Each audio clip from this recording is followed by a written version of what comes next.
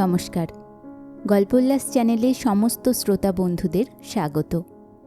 আজকের গল্প আশাপূর্ণা দেবী রচিত অনাগত। আশাপূর্ণা দেবী ছিলেন বাংলা সাহিত্যের অন্যতম শ্রেষ্ঠ সাহিত্যিক। তিনি মূলত গল্প, উপন্যাস এবং শিশু সাহিত্য রচনার জন্য বিশেষভাবে বিখ্যাত। আশাপূর্ণা দেবীর সাহিত্য জীবন শুরু হয় শিশুদের জন্য লেখা দিয়ে। পরে তিনি বড়দের জন্য গল্প, উপন্যাস লেখা শুরু করেন এবং খুব দ্রুতই জনপ্রিয় হয়ে ওঠেন। আশাপূর্ণা দেবী বাংলা সাহিত্যে নারী স্বাধীনতা, সমাজে নারীর অবস্থান এবং মেয়েদের জীবনের বাস্তব সমস্যাগুলো খুব শক্তিশালীভাবে তুলে ধরেছেন। তাই তিনি শুধু একজন লেখকই নন, বাংলা সাহিত্যে নারীর কণ্ঠস্বর হিসেবে পরিচিত। আজ তাঁরই লেখা একটি ছোট গল্প, অনাগত। অনুরাধার আচরণটা সত্যিই বড় বিসদৃশ দেখালো। বিয়েবাড়ি ভর্তি আত্মীয় কুটুম্ব, মাঝি চাকরগুলো পর্যন্ত প্রত্যক্ষে পরোক্ষে সকলেই ছি ছি করছে। কেন না করবে? যে শুনবে সেই করবে, কেউ ভালো বলবে না।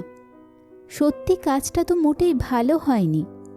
ভাইজির বিয়েতে এসে পিসি তুই কিনা সামান্য একখানা ঘরের ছুতো তুলে বিয়েটা না হতেই চলে গেলি মান করে।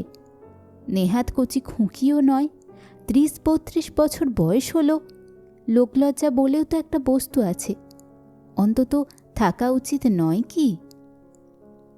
আর ৫ জনে তো বটেই। অনুরাধার নিজের মা, তিনি কি মেয়ের উদ্দেশ্যে কম গাল পারছেন?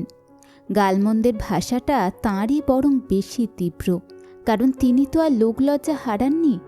তাকে তো দেখতে হবে কেউ না ভেবে বসে মেয়ের ব্যবহারের মধ্যে মায়েরও ভেতরে ভেতরে সূক্ষ্ম সায় আছে।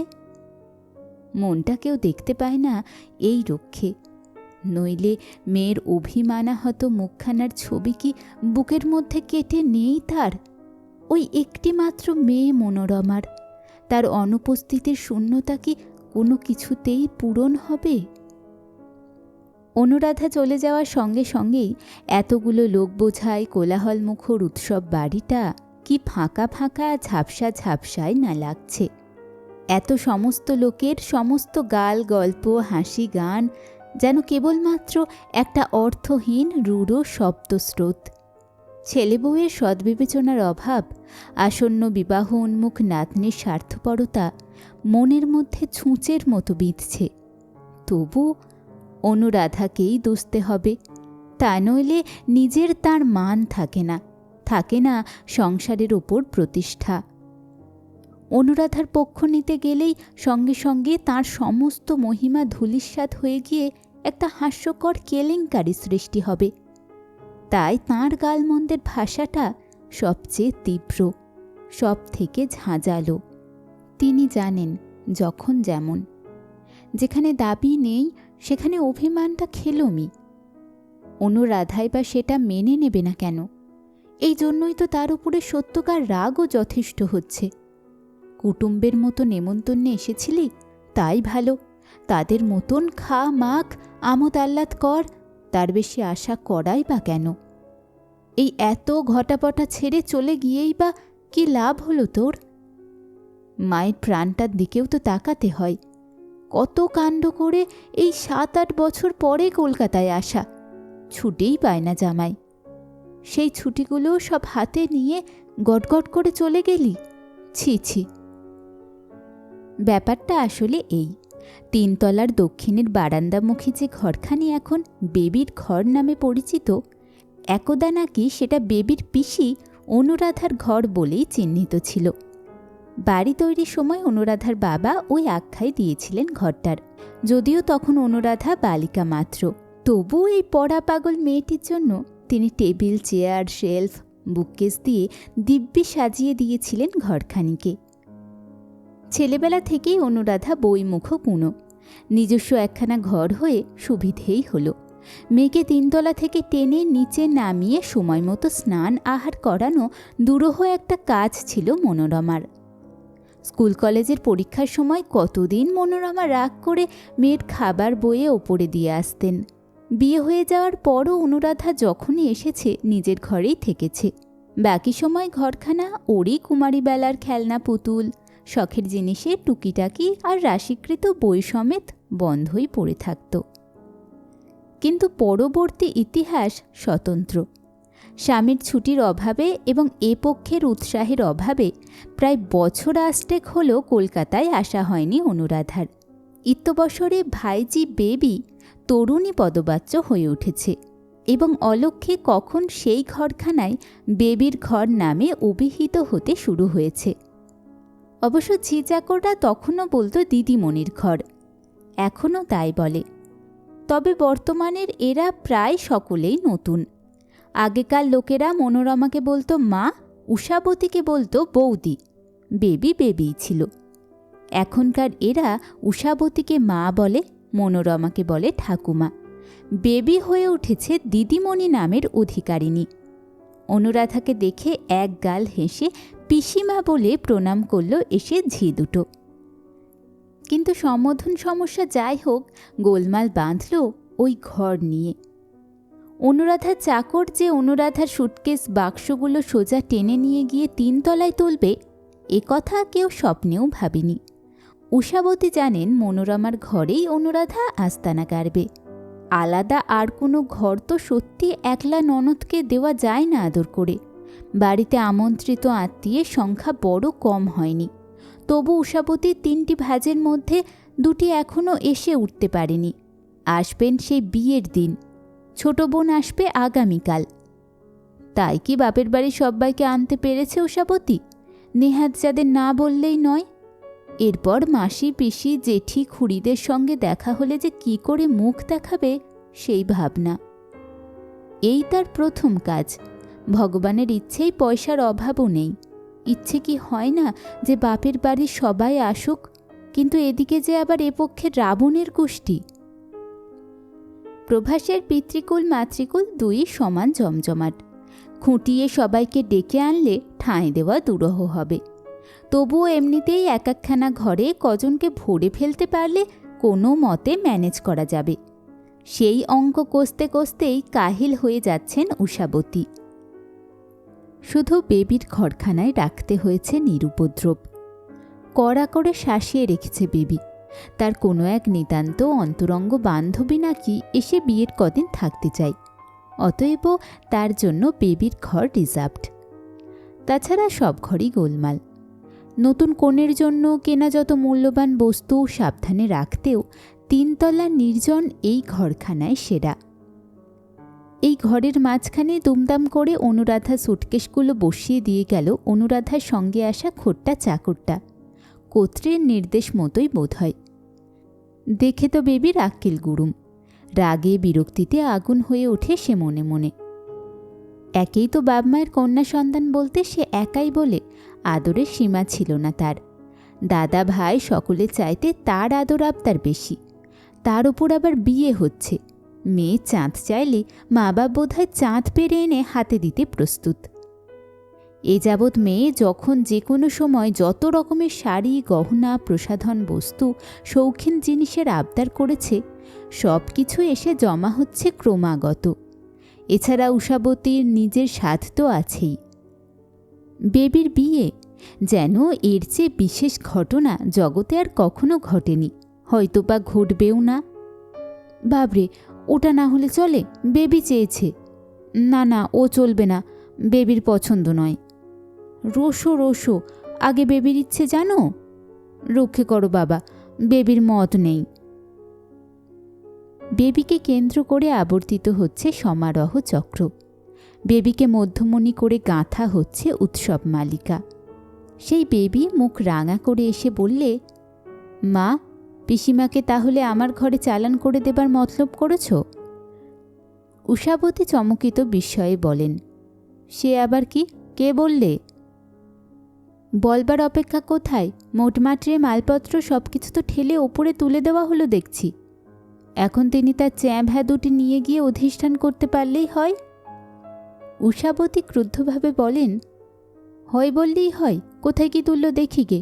বাবা, জিজ্ঞেস করার পাঠ নেই একেবারে, ধন্যী মেয়ে। বেবি অনমনীয় স্বরে বলে, আমি কিন্তু এই বলে রাখছি মা, উনি যদি আমার ঘরে থাকবার চেষ্টা করেন আমি দীপ্তিকে বারণ করে পাঠাবো আসতে, দরকার নেই আমার। উষাবতী মেয়েকে সান্ত্বনা দেবার ভঙ্গিতে বলেন, পাগল, কেন মন খারাপ করছিস? যাচ্ছি আমি, সব ঠিক করে দেব। তো ঠাকুমার ঘরেই থাকবে পিসি। ওদিকেও আবার রাঙা মুখের পালা। উষাবতীর প্রস্তাব শুনে মুখ রাঙা হয়ে উঠল অনুরাধার। মার ঘরে নেমে আসতে বলছো? ও ঘরে জায়গা কোথায়? সারা বাড়ির জঞ্জাল তো মার ঘরে ঠাসা, আমার জিনিসপত্রগুলো তো ধরবে না। উষাবতীর শরীরে সদ্বিবেচনার অভাব আছে এ কথা যে বলে সে নিতান্তই মিথ্যাবাদী। মধু ঢালা অমায়িক সুরে তিনি ননদিনীকে সুপরামর্শ দেন। বাড়িখানা তো মন্তর পড়ে 2-4 গুণ বাড়িয়ে ফেলা যাবে না ভাই? 5-7 দিন সবাই মিলে একটু কষ্ট করেই থাকতে হবে। উপায় কি? তাই এক কাজ করো না, আমার ঘরের খাটের তলায় বরং তোমার ট্রাঙ্ক সুটকেসগুলো রেখে দাও। সবগুলো তার সত্যি একসঙ্গে দরকার হবে না। মাত্র কটা দিনের জন্য এনেছও তো দেদার। ভুল হয়ে গেছে দেখছি, বলে চলে যায় অনুরাধা। তার দিক থেকে তখনকার মতো আর কোনো আপত্তি ওঠেনি। উঠল কিছুক্ষণ পরে গৃহকর্তার মুখ থেকে। কি একটা ছুতো করে গৃহিণীকে ঘরের মধ্যে ডেকে নিয়ে তিনি কিছুটা বিব্রতভাবে নিম্নগ্রামে বলেন, অনুকে কোথায় জায়গা দিয়েছ? সে শুনলাম ওর পছন্দ হয়নি, বাক্স বিছানা খোলেনি, কাপড় চোপড় পর্যন্ত বদলায়নি, বসে আছে চুপ করে। ধন্যবাদ। উষাবতী গালে হাত দিয়ে বলেন, বাবার কালে শুনিনি এমন কথা। বিয়ে থা কাজকর্মের বাড়িতে কে কবে আলাদা আলাদা পছন্দ মাফিক ঘর পায় তা তো জানি নে। বেশ, হুকুম করো, কোথায় তোমার আদরিণী বোনকে প্রতিষ্ঠা করতে হবে? হুকুম তামিল করছি। আহা, তা নয়। গৃহকর্তা মাথা চুলকে বলেন, আমার কথা হচ্ছে না, অনু নিজে কি বলেছে, মানে কোন ঘরটা? উনি বেবির ঘরখানি দখল করতে চান, মোটখাট নিয়ে তুলিয়েছেন সেইখানে। বেবির ঘরে? সে তো হতেই পারে না। তাছাড়া অন্য আর যদি কোথাও, ওই দোতলার ওই দক্ষিণ দিকের ঘরটাই? সেটাই তো আমার স্বগোষ্ঠীকে পুড়েছি। তাদের তো আর তোমার বোনের মতো মান মর্যাদা নেই, যেখানে ঠাঁই দিয়েছি বলতে গিয়ে নিয়েছে। বলো তো তাদের তাড়িয়ে দিই? আহ, কি মুশকিল! উল্টো বোঝাটাই এক রোগ তোমাদের। বলছিলাম কি, বলতে কিছু হবে না, সব বুঝি। যাই দেখি, গলবস্ত্র হয়ে জিজ্ঞেস করি গে তোমার মহামান্য অতিথিকে। না হয়তো আমিই বরং দালানে বেরিয়ে শুই, আমার ঘরটা। থাক থাক, ওসব গোলমাল করা দরকার নেই, আমি গিয়ে বলে দিচ্ছি ওকে। বোনের দরবারে গিয়ে হাজির হন প্রভাসবাবু। কিরে অনু, হাত মুখ ধুসনি এখনো? এই যাই। ছেলেরা কোথায় গেল, দেখছি না যে? ছোটটা চাকরের কোলে আছে, বড়টা কোথায় গেল কে জানে। এই দেখ, পড়ে টড়ে যাবে না তো? কোন দিকে গেল? না, পড়ে যাবে কেন, 4 বছর বয়স হলো। আন্তরিকতার স্পর্শহীন ফিকে ফিকে কথা, কথার জন্যই কথা। দুজনেরই চিন্তা স্রোত ভিন্নমুখী। অবশেষে আসল কথা পারেন প্রভাসবাবু। কই তোর জিনিসপত্র দেখছি না যে? নিচে থেকে আনিয়ে নিসনি বুঝি এখনো? কি মুশকিল! ওরে হরিপদ, ওরে সুধীর, কোথায় গেলি বেটারা? পিসিমার মোটখাটগুলো তুলে নিতে পারোনি? নবাবের জামাইরা রোশো দেখি।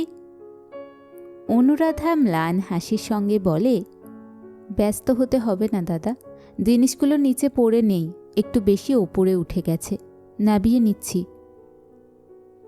প্রভাসবাবু যেন বুঝতে পারেন না, অকারণ ব্যস্ততায় মাত্রাতিরিক্ত দ্রুত তালে বলেন, তাই নে তাহলে, মুখ হাত ধুয়ে ঠিকঠাক হয়ে নে। বরের বাড়ির ওরা নাকি বলেছে মেয়েরা কাল পাকা দেখায় আসতে পারেনি, আজ বেড়াতে আসবে। কি মুশকিল দেখো।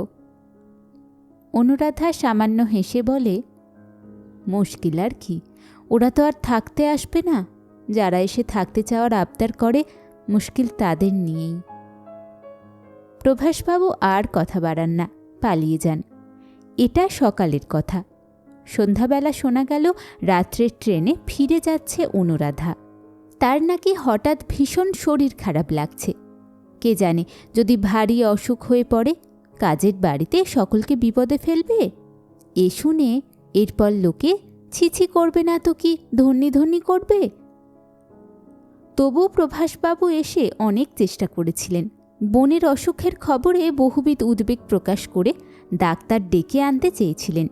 ফিরে যেতে হলে আবার গাড়ির কষ্টে শরীর বেশি খারাপ হবে এ আশঙ্কা প্রকাশ করে নিবৃত্ত হওয়ার পক্ষেও অনেক যুক্তি দেখিয়েছিলেন।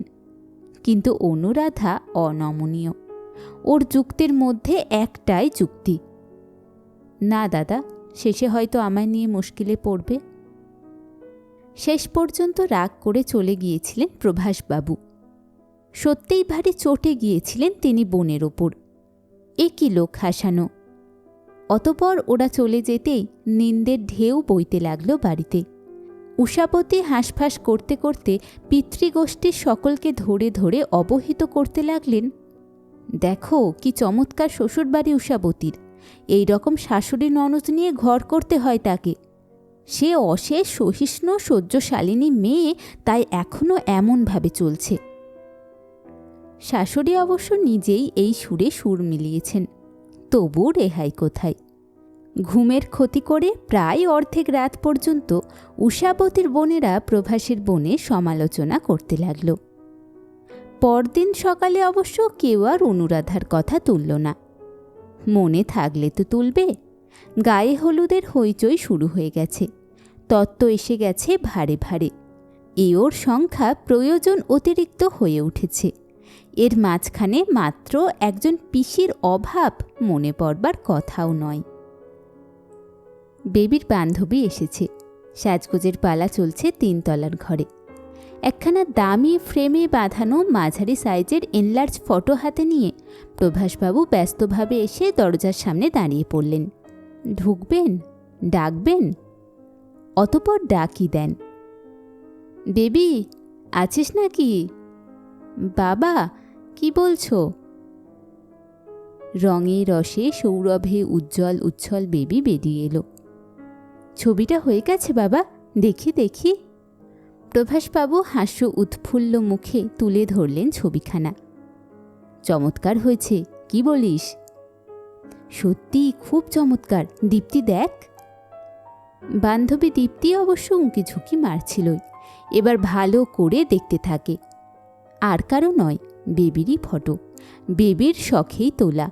বসেছে দক্ষিণের বারান্দায় কার্পেট পেতে। হাতে সেতার, খোলা চুল ছড়িয়ে আছে কাঁধে বুকে। আনত মুখের একপাশে পড়েছে আলোর আভা। বোধ করে নিজের কন্যাকুমারী মূর্তিকে অক্ষয় করে রাখবার গোপন বাসনা ছিল মনে, তাই এই ছবিকে এনলার্জ করিয়ে আনবার বায়না। দাঁড়া, আমি টাঙিয়ে দিয়ে যাই। ব্যস্ত ভঙ্গিতে ঘরে ঢুকে এদিক ওদিক তাকাতে লাগলেন প্রভাসবাবু। কোন দেয়ালটায় দেব? বেবি ঈষৎ লজ্জিতভাবে বলে, দাও না যেখানে হোক, তুমি আবার এত কাজের মধ্যে। তা বললে কি হবে? এই কাজটিই বা কার? কি বল দীপ্তিমা? সামনের এই দেয়ালটায় ছাড়া এত বড় ফ্রেম মানাবে না। রোসো, কি একখানা ঝুলছে, নাবিয়ে নি ওটা। বহুদিনের ধুমধুলি ধূসরিত একখানা ফটো ঝুলছিল বাঁকা হয়ে। টেনে নামাতেই দড়িটা ছিঁড়ল। ভাগ্যিস, আর 2 দিন থাকলে পড়ে কাঁচ ভেঙে বিপদ বাঁধাত। প্রভাসবাবু ভাগ্যকে ধন্যবাদ দিয়ে খসে পড়া ছবিখানা তাড়াতাড়ি দেয়ালের গায়ে ঠেসিয়ে রেখে সেই পেরেকে সযত্নে টাঙিয়ে দিয়ে গেলেন বেবির নতুন ছবিখানি। এটা কার রে? এতদিন আসি লক্ষ্য করিনি তো। কৌতূহলী দীপ্তি নামানো ছবিটা তুলে নিল সাবধানে ধুলো বাঁচিয়ে। কাঁচ পরিষ্কার করবার প্রচলিত পদ্ধতিতে একটু হাই দিয়ে মুছে নিয়েই বলে ওঠে, ও মা, এটা তো দেখছি তোরই। কবে তুলিয়েছিস যে এমন দূর অবস্থায় ঠেকেছে? দূর? আমার ছবি কিরে? ও তো পিসির ছবি। ওই যে যার কথা বলছিলাম তোকে, এসেই চলে গেলেন শরীর খারাপ বলে। দীপ্তি জানলার ধারে সরে এসে আরও নিরীক্ষণ করে বলে, আশ্চর্য, অবিকল তোর মতো লাগছে।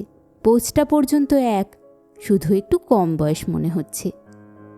নিজের রূপ লাবণ্যের ওজন সম্বন্ধে বেবি বরাবরই একটু বেশি সচেতন, কাজেই পিসির চেহারার সঙ্গে এহেন তুলনায় প্রসন্ন হয় না, সেটা বলাই বাহুল্য।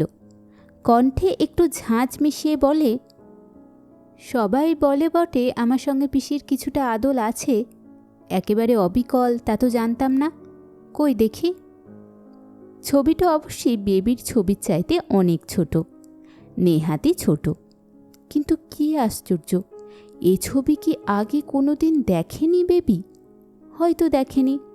দৃষ্টির এলাকার কিছুটা ওপরেই বরাবর ঝুলে আছে।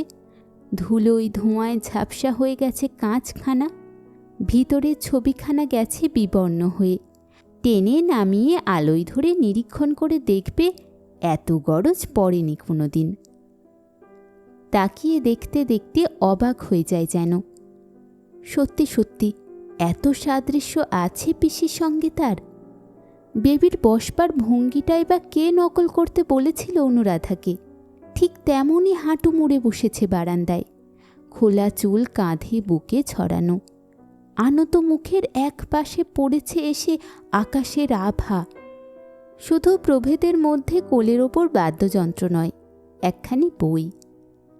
এই ঘর, এই বারান্দা, এই জানালা, হয়তো সাদৃশ্যটা এত স্পষ্ট হয়ে ওঠার সেও একটা কারণ। নিচের তলায় ঘন ঘন উলুধ্বনি ওঠে, নিশ্চয়ই নিয়মকর্মের নতুন কোনো হুজুক। দীপ্তি ছুটে নিচে নেমে যায়। বন্ধুর বিয়ের আনন্দ উৎসবটা পুরো মাত্রায় উপভোগ করে নেবে, এই তার প্রতিজ্ঞা।